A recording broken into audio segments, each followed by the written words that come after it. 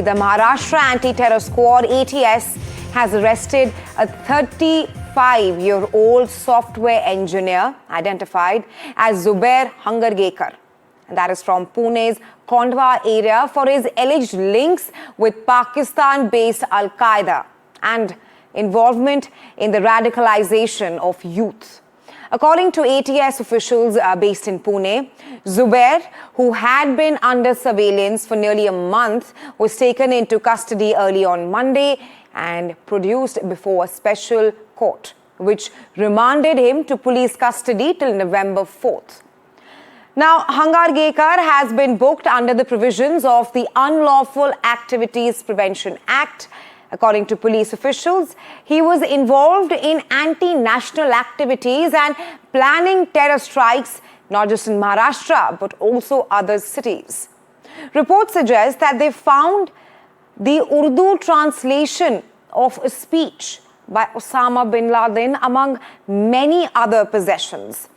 The Pune Techie hails from Solapur and specializes in software testing and database development. He was working at a software IT company in Kalyani Nagar with perhaps a handsome salary before he was arrested. Let's tell you more about who is Zuber Hungargekar. Well, he is a 35-year-old software professional from Pune's Kondwa area. And of course, he was arrested for alleged links with banned terror outfit Al-Qaeda. He was arrested after weeks of surveillance, and the arrest took place on October 27th. Now, during his arrest, a lot of materials were found, some of them being incriminating material meant for radicalization of youth, which was recovered from the police. Not just that, local residents often called him the quiet techie. So that's the gist about Zuber Hungargekar. And that's the story that we're tracking for you right now, Newsnight. How a techie from Pune was arrested for his alleged links with terror outfit Al-Qaeda. Of course, this raises pertinent questions as to how a professional working in the IT sector, an educated person, was arrested for alleged terror links to Al-Qaeda, and how terror groups are increasingly using digital devices and online channels. And well, to talk more on this, I'm now being joined by Sanjay Sai, former ADGP. Thank you so much for being here on NDTV, Mr. Sai. First up, of course, I want to seek your inputs on the fact that how concerning is this? A professional working in the IT sector arrested for alleged terror links to Al-Qaeda? It is both concerning and it's very, very scary, though it is not the first time.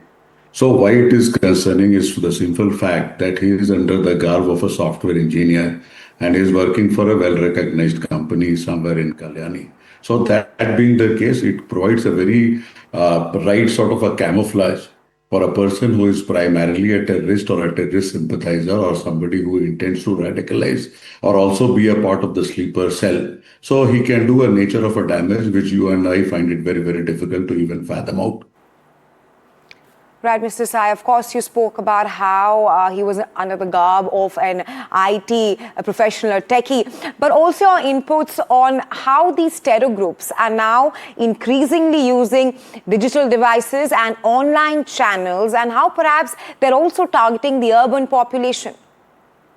See, primarily the digital devices, the digital channels, primarily the internet in various forms of encrypted communication, Telegram and variety of other things, and Discord. There are lots of channels which are there. So given the nature of encryption and the confidentiality, privacy which is provided by these sorts of networks and the devices as such, which can basically, the police cannot lay its hands upon, they find it pretty easy to use these particular channels, and it is being used all across the globe. What is terrifying today that in the last 5 or 7 years or slightly even more, since the time of dismantling of Al-Qaeda, we have not heard of these things happening on the nature or on the basis which we are finding it today.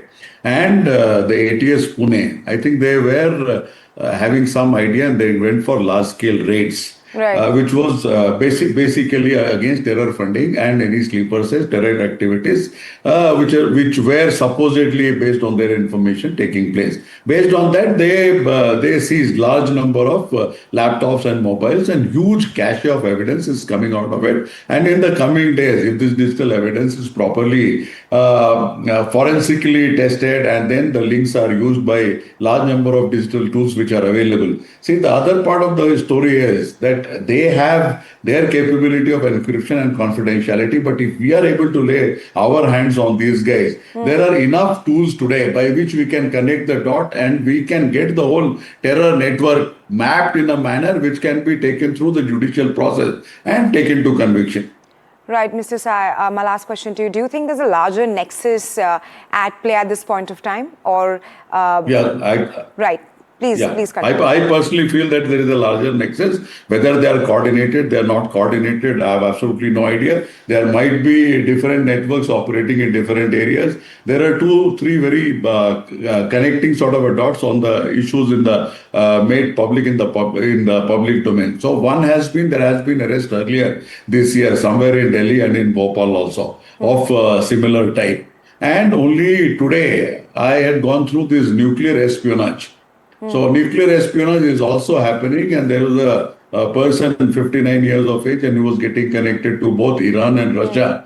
And he has been trying to project at a couple of places that he is a BARC employee. And they have also been able to send some information, I think presumably collected from Russia, to Iran. So there are lots of activities which are happening. I feel that this cannot be dealt at a superficial level. Whether coordinated or uncoordinated, there are lots of activities which are happening. Right. We certainly should come onto the police scanner so that we don't land up in situations of terrorist activities as it happened 10 years, 15 years, 20 years back. Right, Mr. Sai, thank you so much for joining us here on NDTV. Thank you.